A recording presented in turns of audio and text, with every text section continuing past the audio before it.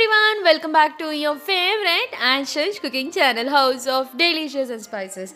So today I'm going to introduce one of the most beautiful and amazing starter, baby potato snack. One of the very quick and simple recipe. So let's get started. So here I have taken 250 grams of baby potato in a cooker. I'm going to add enough water for the boiling. Add the salt as per your taste and a pinch of turmeric powder. Close the cooker with the lid and blow it up to 3 whistles. As you can see, the potatoes are boiled completely. So now it's time to peel out the skin of the potatoes. So now we have to pierce the baby potatoes well so that it sticks well when we add masalas. In a pan, add around 1 tablespoon of oil.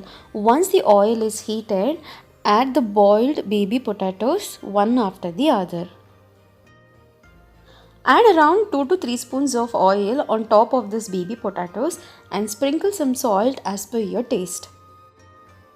Mix all this well and fry them till it turns to a golden brown. So now add around 1 to 2 teaspoons of chilli paste as per your taste. Grind the chilies of around 10 to 15 with the salt and fry them in oil for the smooth chili paste. To this I am going to add chopped coriander of around 100 grams.